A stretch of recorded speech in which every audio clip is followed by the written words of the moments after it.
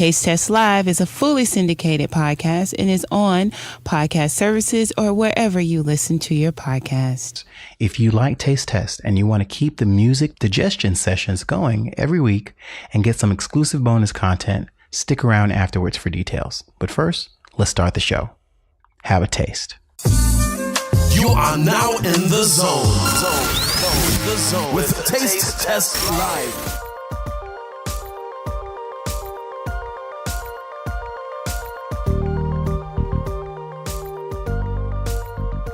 All right, welcome back to Taste Test Live. I'm Damian Lamar, the host, and I'm here with my co-host, Blue Francois. Yes, I'm here. And today's guest, Mr. Christopher Clark. I'm going to take a quick moment and tell everyone who's listening who this amazing emerging visual artist is. Oh, yeah. His body of work celebrates Black identity and captures the roots of Black culture and its beauty.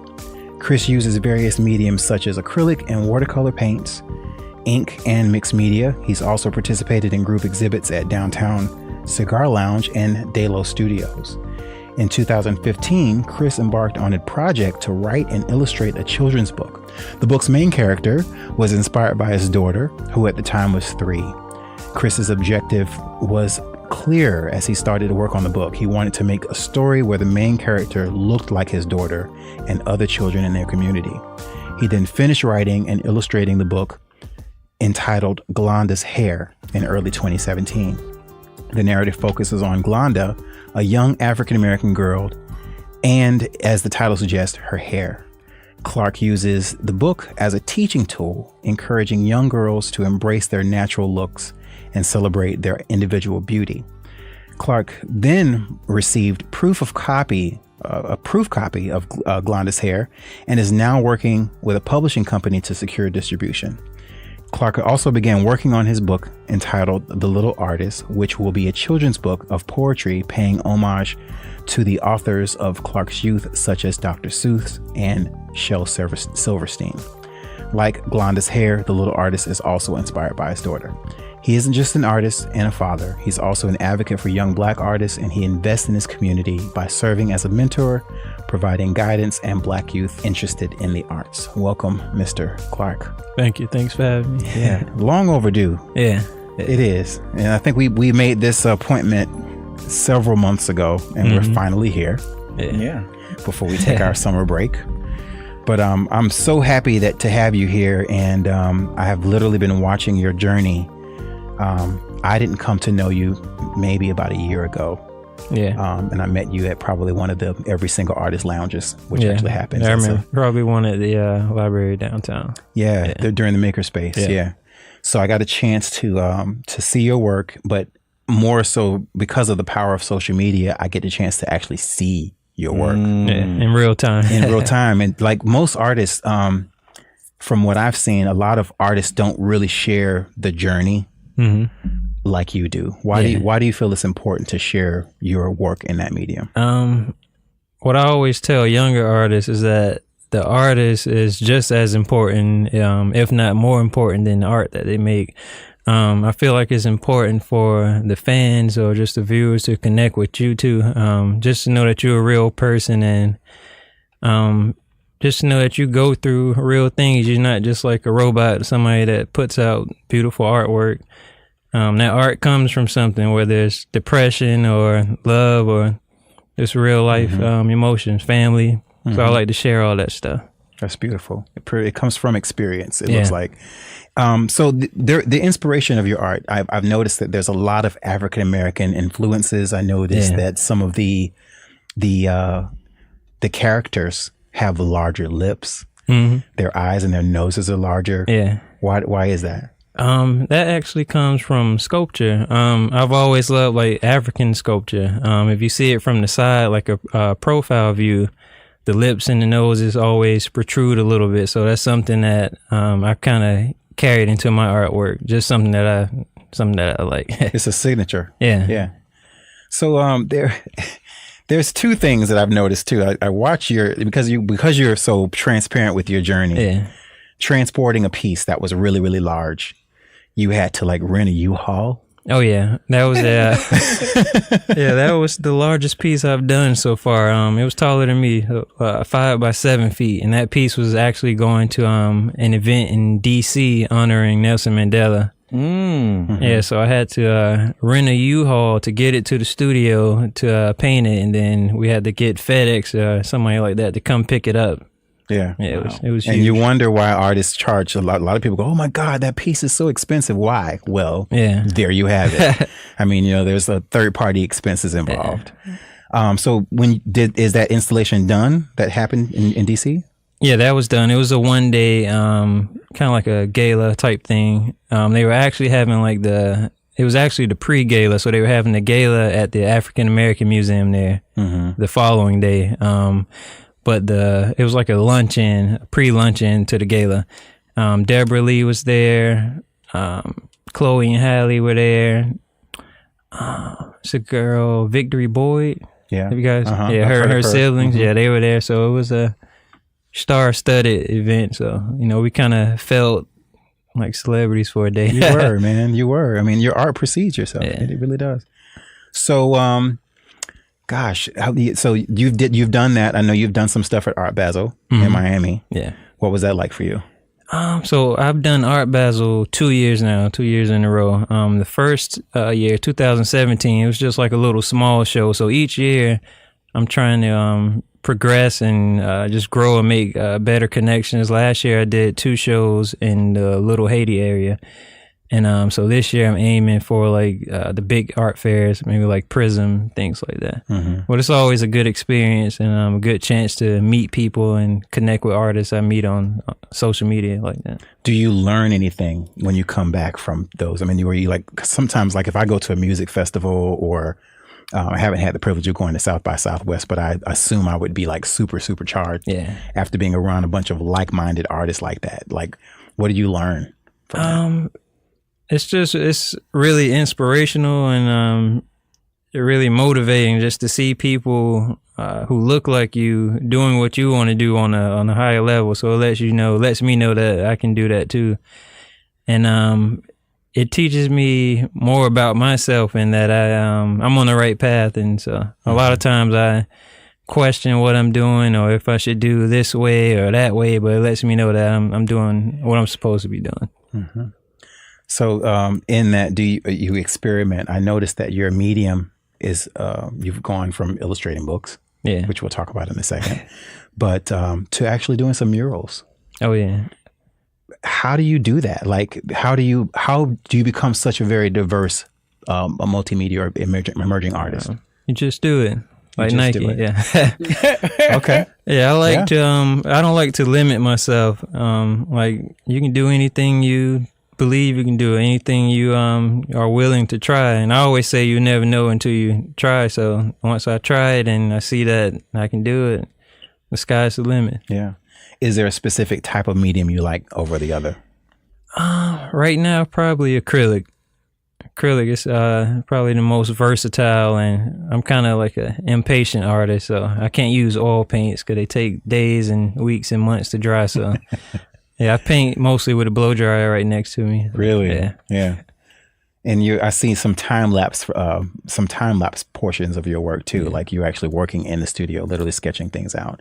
There was I believe there was also an instance where someone thought you used a likeness of their son or something. Like what happened with that? Yeah, that was crazy. Do you want to talk about that a little bit? Yeah, somebody messaged me and they thought, and it actually wasn't even a person. It was somebody that person knew. Well, they thought that I used his nephew or his little cousin or something without giving credit to the picture, but I had never seen him or met him or his nephew before. And what I think happened is that they saw the picture and then dressed his nephew up like the picture to try to say that I copied the picture. Yeah, people actually go that far. Yeah, they go that far. Like I had posted the picture. I can't remember which month it was, but I had posted it on like the 5th, and then they posted the picture of their nephew like on the 23rd or something. But I copied it from like the future. Very, very interesting. Yeah. Very interesting. So let's go back and talk about Glonda's Hair, the book. Your daughter is how old now? She's 7 now. 7. Cadence. Yeah. Okay. So she grew up with this book. Yeah. She grew up with her dad's book. Yeah. And her dad portraying a black girl and her hair. Mm-hmm. What has your observation been throughout the years as she's been sort of like growing into understanding what this means for her as a young black girl? I don't think she fully grasps it yet. She's actually on the mural on the back of J.L. Brown Elementary School. Yeah, but like even with that, even like driving by and seeing a big picture of herself, like she doesn't really, I don't know, it's not that exciting to a 7-year-old. She's too young to understand. Yeah, even with the book, like what I wanted to do with the book was, like it was very important for me to put her name on the book. You know, as a co-author or co-illustrator, kind of like how Khaled did with his son. Yeah, it's something that she could grow up with, like you said, and just a way to like leave a legacy or something, you know. Absolutely. So yeah, she's sort of included in the whole process. Yeah, like she doesn't understand how big that is right now, but she will. Yeah. That's going to be a great day. Yeah. When that officially happens and she realizes the magnitude of what you did for her. Yeah. So the next book that's coming out, The Little Artist, you want to talk about that? Yeah, I actually have a lot of books. Okay. Yeah, they're all in my head right now. But yeah, The Little Artist, that book is it's basically another book about her. She's a little artist. She takes after me with the art, and like it's crazy, you know, every time we come home, she's invented something new or created something new. And it's like always mind blowing to us. I wasn't as creative as she is now when I was that age. So yeah. And it's amazing to see me rub off on her. Mm-hmm. I always refer to this, and I think Blue knows where I'm going with this, but every time this happens and I see a parent with a child, one of my favorite quotes by my favorite singer, Erykah Badu, is that she says that her children are an improvement on the design. Yeah, that makes sense. And you can understand that. You have a child, and you just said that you weren't that kind of artist. Yeah. So imagine how you are now, and if instilled this in her, what she will become. Just imagine. Especially if she keeps it up. Like right now, she makes more artwork than I do. Wow. Yeah. So you provide a space for her to do that, right? Yeah. What is that space like for a little child? Really, her space is home, the whole house. The whole house, my studio, the car, grandma's house, just the world. Just wherever she is, she knows it's acceptable and okay to create art. Yeah. You've provided that door for her. That's beautiful. That's awesome. That's great. Blue, did you have any questions for Chris? Yeah, I was going to say, how did you get the opportunity to paint around the city? Like, because I know there's some, like my stepson took some pictures in front of some of the art that was, I think, on Hogan. Wait, yeah, that's right. Hogan and Church. Yeah. Did the city say, "Hey, go ahead," or did you just start painting and then? Yeah, I get that question a lot. So the very first mural I've done, it was on Main Street. There's like a reggae shop, reggae culture shop, kind of like a Caribbean shop that sells dashikis and black soap and stuff like that. So that was my first mural. The one on Church Street, that was actually through Art Republic. Art Republic. Gotcha. Yeah, that was through Art Republic. Yeah. So they contacted me, and just like everybody else, they had seen my work on social media in real time, and just seeing my growth and everything I was doing, and thought that I would be a good fit for a mural with them. So going away from that, as an artist, you get a chance to actually make an impression in a neighborhood. Yeah. And I know most recently I saw a photo of you in front of the one that's also on Main Street, like near First and Main or Orange. It's Orange and Main. That new one that just came up that Art Republic did. I don't know the artist, so I have to apologize to the artist. I don't know, but I did get a chance to see him working. You mean 8th and Main? It's right at Orange and Main. Like, as soon as you come down Main Street, right past the 7-Eleven, you see it. It's like really. Yeah, it's the old. I think it used to be a Cadillac building. Like once upon a time. Yeah. So like, what the photo of that particular piece that I saw was like, whoever captured this photo, I think, did a really good job of capturing the mural in the background, but the activity that was happening on the sidewalk in front. There were young people, like I would say maybe 3 or 4 boys. Yeah. And they're walking by, and one is looking up, and you can see him like gazing, and the other one is like playing, you know. That one photo alone captures that. But just think about the impact that a young African-American male, female, that they see, and they see themselves. Like you mentioned, it's important to see a visual representation of yourself through the art. How do you feel as an artist who had that opportunity to put something like that on one of those buildings in that type of community? Yeah, that's the reason I do it. In the art world, like it's a little different now. Black art is starting to take off and become more popular and sought after, but you still don't see it a lot, especially in higher institutions like museums and certain galleries. So it's important to me to show a reflection, just to show that we are art too, and that we can be beautiful too, and that you know, there may be some young kids who aspire to be artists, but when you don't see anybody who looks like you doing that, you don't think it's possible for you. So I want to be that artist that's working in the field and making art, and then making art that looks like us too. That's beautiful. That's beautiful. So what's next? What's cooking that you're not showing us on social media? I pretty much show everything. Yeah, okay. I show a lot.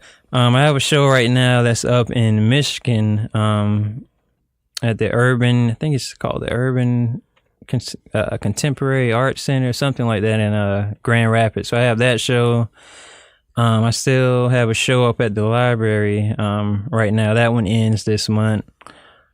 I have a few solo shows I'm working on, and I'm trying to prepare for Art Basel this year too. Yeah. Awesome. I hope I can actually make that, because I've always wanted to go. Oh yeah, it's art and music. I mean, it's just like a perfect combination. Yeah, it takes over the whole city, so yeah, it's a good time. Okay. Well, you have any more questions for Chris? Man, I'm just hopefully you be down. When we do our thing, like when we doing the thing at the club, the thing that we was thinking about planning for the show, like the. Oh yeah, like have him come out. Yeah, that sounds great. Yeah, we could curate music and curate art. Yes, I love it. So do some live painting. Yeah, we're thinking of actually doing. Do you do live painting? Yeah, murals is kind of like live. Well, this would be like this would be like I ain't gonna say club setting, but lounge. Yeah, I mean, I've done it before. Artsy fartsy lounge. I think he seems to be very diverse. Yeah. And adaptable, like you can adapt in any situation. Yeah. What I did not ask you, because murals, and I noticed this, and I've always wanted to know, and this is my own ignorance because I don't know a whole lot about a mural artist or a painting artist. But I watched this guy work, and he actually did it. It was like kind of like a grid. He did a grid up there first, and then painted over it. Is that how you do it as well? Yeah, so a lot of muralists, they either use the grid method, or they use it like a projector and project the image up there and just trace it.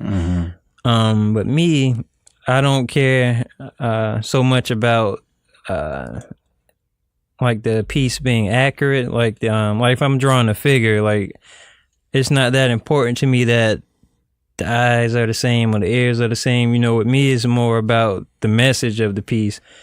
And so most of the time, and also doing the grid and all that takes a long time. So when I do a mural, I have to stare at the wall for like 30 minutes. You know, anybody who knows me will tell you that. But once I like the wall tells me what it wants on it, and then I just go and the wall tells you what it wants. Yeah, and you obey. Yeah, I make it happen. Yeah, freehand. Yet another reason why this guy's on the microphone. Yeah, this has been great. I really enjoyed this conversation with you. Can you take a quick moment and tell everybody how they can find you? Like, where do they find you on social media? Do you have a website? Yeah, well, the website is coming soon. But as far as social media, Instagram, Twitter, Facebook, you can find me under Cooley Ras Art. That's COOLIRAS Art. Excellent. Yeah. Duly noted. Duly noted. Thank you again for coming by Taste Test Live. I hope this was fruitful for you. Oh yeah. Awesome. Awesome. Thank you again. No problem.